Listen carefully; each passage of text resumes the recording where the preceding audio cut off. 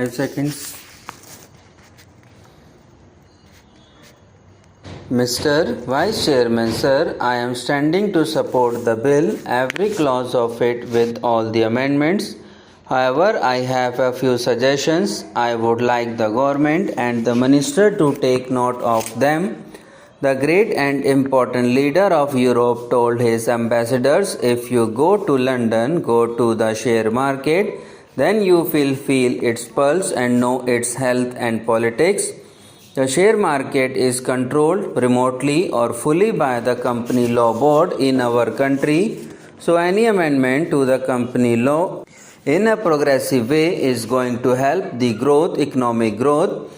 If it is otherwise, it will be detrimental to the growth. But is happening today in our country in the field of company law and how it is functioning. The company law is represented in the states by the registrar of companies. Today, in the eyes of the law, everyone is equal. Whether you are a company with 2 persons or with rupees 20,000 capital or hundreds of shareholders with hundreds and crores of shares, the forms and formats made are the same for everyone. On the one hand, you suggest that companies should be run properly with proper professional management with better auditors and company secretaries. On the other hand, you also allow a person or a group of even 2 persons, husband and wife or son and father, to form a company. In such a case, he is the producer, he is the engineer, he is the clerk, he is the typist, he is the accountant, and hence he has no time to look into other things and understand all the forms. The result is that hundreds of cases are filed against such companies. Only in Kanpur there must be 1,000 such cases in which the party has failed to submit some forms, some reports or some pro forma. There is an axis between a few lawyers and the registrar of companies, either in Patna or in Kanpur or anywhere in the state capitals. Hundreds of cases are filed. If you fail to submit these forms, you have to pay a penalty and suffer prosecution. The penalty is very minimal. It is rupees 25 or rupees 50, but the word prosecution is also there.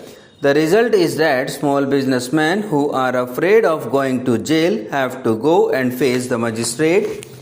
On the other hand, no case is filed on bigger companies because they can afford to appoint a lawyer, appoint a representative, have a license with the registrar's office.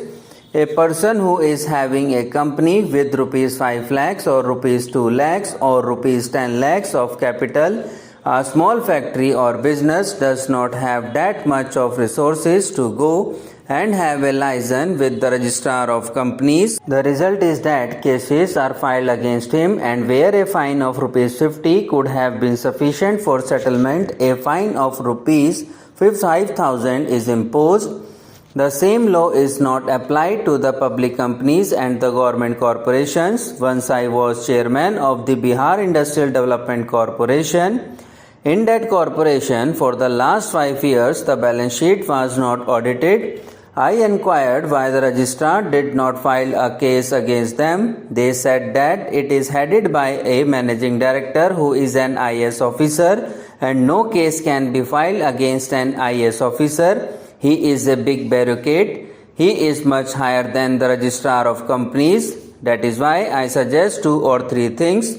Small people are actually being tortured and bigger ones go scot-free. This is practically happening. So far, better growth of the companies. My suggestions are there in number. First, simply the forms. Make a division of companies with a capital of rupees 20 lakhs and below, and the companies with the paid up capital of rupees 20 lakhs and above.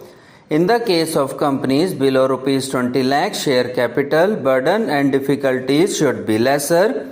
The form should be simpler. In case of failure to submit forms or delay in the submission of their reports, there should be a fine only, say of rupees 50 or rupees 500, but no prosecution.